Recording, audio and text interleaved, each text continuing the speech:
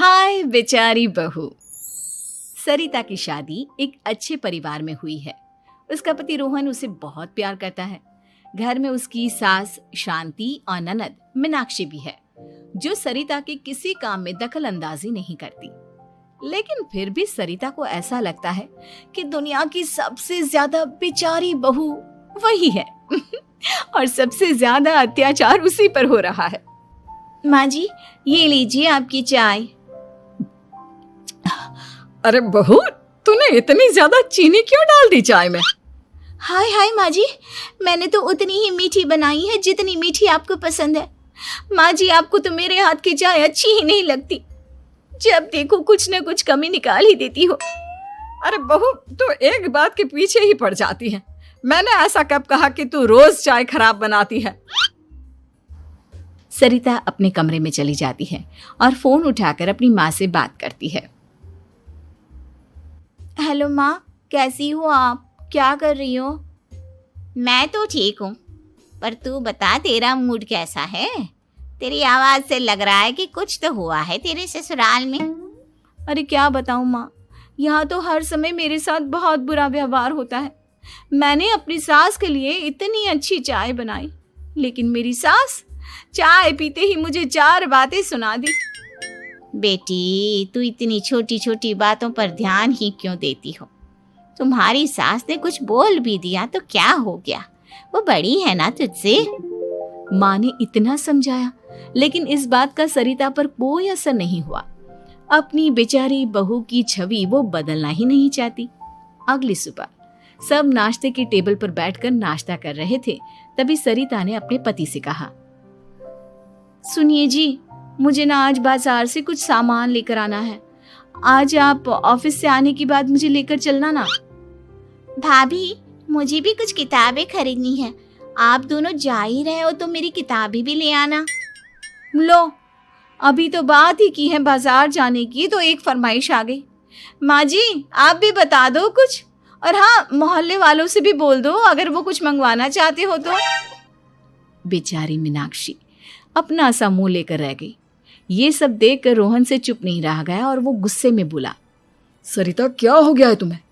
मीनाक्षी ने तो सिर्फ किताबों के लिए बोला है। तुम्हें मीनाक्षी से इस तरह से बात नहीं करनी चाहिए। माफी मांगो उससे अभी। क्या? मैं माफी मांगू? दिन भर आपके घर के काम करूं मैं, आपकी और आपके घर वालों की बातें सुनूं मैं, और अब माफी भी मैं मांगू? ऐसा कभी नहीं हो सकता।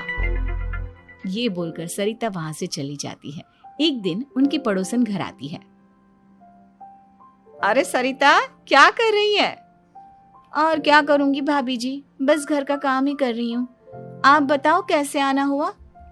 अरे मैं तो तुम्हारा हालचाल पूछने आई थी, लेकिन तुम तो बिजी लग रही हो। कोई बात नहीं, मैं बाद में आ जाऊंगी।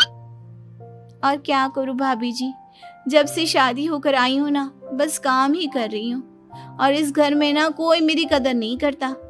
पति है जो बस घर से ऑफिस, ऑफिस से घर। ननद को तो कॉलेज से फुर्सत नहीं। बची सास तो उनका सारा समय मेरी गलतियां निकालने में लग जाता है। अरे ये क्या कह रही हो सरिता? तुम्हारी सास तो पूरे मोहल्ले में तुम्हारी तारीफ करती फिरती है कि तुम बहुत अच्छी हो, पूरा घर तुम्ही ने संभाल रखा है। हाँ तो क्या हुआ? इसमें गलत क्या कहती हैं? सच्ची तो कहती हैं। मेरी मर्जी के बिना इस घर का पत्ता भी नहीं हिलता। शाम को जब रोहन घर आया तो उसने सबसे कहा, कल हम सबको मौसी जी के घर जाना है। उनकी बेटी की शादी है। सब अपनी अपनी पैकिंग कर लो, सुबह होते ही निकल जाएंगे। और सरिता, तुम कान खोलकर सुन लो, वहां जाकर किसी की बुराई भलाई शुरू मत कर देना, नहीं तो मुझसे बुरा कोई नहीं होगा। हाय हाय जी, आप तो ऐसे कह रहे हो जैसे मैं सुबह शाम सबकी बुराई करती फिरती हूँ। आज तक कोई कह नहीं सकता कि मैंने किसी की पीठ पीछे किसी के बारे में कोई बुरी बात बोली हो तो। अरे बस बहू, बात को और ज्यादा आगे मत बढ़ा। हमें सब पता है तू हमारे साथ क्या व्यवहार करती है। ये बात घर तक रखना, शादी में किसी को कुछ मत बोलना, नहीं तो सब कहेंगे कि शांति की बहू कितना बोलती है। हाँ हाँ, सब कुछ तो मैं ही बोलती हूँ ना। आप लोग तो हर समय फूलों की बारिश करते रहते हो मेरे ऊपर। सारी गलती मेरी है जो मैं इस घर में आई। सबका कितना ध्यान रखती हूँ, लेकिन फिर भी मेरी तो आप लोगों की नजर में कोई कदर ही नहीं है। अगली सुबह सब लोग मौसी जी के घर पर चले जाते हैं। वहां पर शादी का माहौल होता है, सब जगह चहल पहल होती है, बहुत सारे मेहमान आए हैं। सरिता को वहां बहुत अच्छा लग रहा है। वो अपने मन में सोचती है, यहाँ कितना अच्छा लग रहा है, कितनी रौनक है। मैं यहाँ किसी से ज्यादा बात नहीं करूंगी। अगर मेरे मुंह से कुछ ऐसा वैसा निकल गया तो रोहन जी तो मुझसे गुस्सा हो जाएंगी।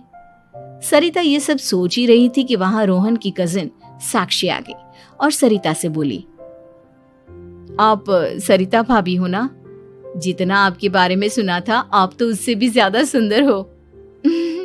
हाँ वो तो है, मेरी सुंदरता की तारीफ सब करते हैं। मेरे मायके में तो सब यही बोलते हैं कि रोहन जी की किस्मत बहुत अच्छी है जिन्हें मैं मिली। लेकिन आप कौन है? मैंने आपको पहचाना नहीं।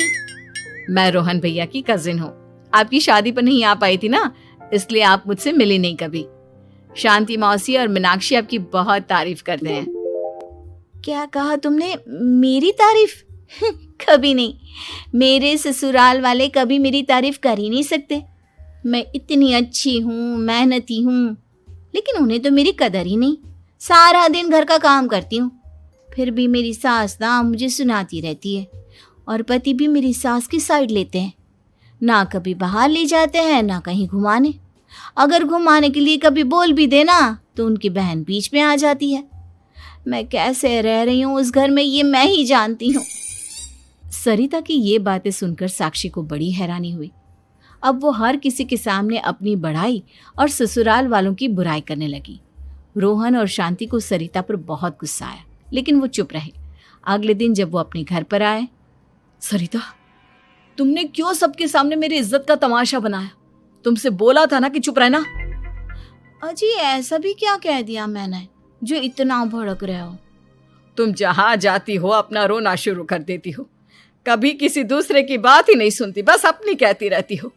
तुमने सबके सामने हमारा तमाशा बनाकर रख दिया है। हे भगवान, मुझे अपने पास बुला ले। जिस घर में मेरी कदर ही नहीं, उस घर में मेरा क्या काम? अरे क्या करूंगी मैं यहाँ रहकर? जो भी आता है मुझे सुनाकर चला जाता है। मैं तो किसी से कुछ नहीं कहती। सीधी सादी बहू मिल गई है ना सबको, तो जो जी में आए वो करो। सरिता ने अपने आगे किसी को कुछ बोलने ही नहीं दिया, और उस दिन भी उसने सबके सामने खुद को बेचारी बना ही दिया। अगले दिन मीनाक्षी कॉलेज के लिए लेट हो रही थी, इसलिए वो हर काम जल्दी जल्दी कर रही थी। अपना नाश्ता लेने किचन में गई और पतीले में रखे गरम दूध को गिलास में डालने लगी। दूध का पतीला उसके हाथ से छूट गया और गरम गरम दूध उसके हाथ पर गिर गया। ओए माँ, हाय मेरा हाथ, माँ मेरा हाथ जल गया। मीनाक्षी की आवाज सुनकर सरिता दौड़ती हुई आई। ये क्या किया तुमने? तुम्हें नाश्ता चाहिए था तो मुझसे बोल देती, मैं क्या मना कर देती? अब पता नहीं कितने दिन की मुसीबत पाल ली तुमने। सरिता मीनाक्षी को उसके कमरे में ले गई और उसका बहुत ख्याल रखा। उसका इस तरह से ख्याल रखना शांति और रोहन को थोड़ा अजीब लगा। माँ, सरिता के दिमाग का भी कुछ पता नहीं। कल शादी में सबको इतना कुछ बोल कर आई है हमारे बारे में, और अब मीनाक्षी की कितनी अच्छी देखभाल कर रही है। ये ऐसा क्यों करती है? बेटा, तेरी बीवी की ना आदत हो गई है सबके सामने खुद को बेचारी दिखाने की, और आदत इतनी जल्दी नहीं बदलती। जब ये बोलना शुरू करती है तो रुकने का नाम ही नहीं लेती, इसलिए इसे पता ही नहीं चलता कि ये किसके सामने क्या बोली जा रही है। लेकिन दिल की बहुत अच्छी है। हमें भी अपना दिल बड़ा करके ये जैसी है इसे स्वीकार करना चाहिए।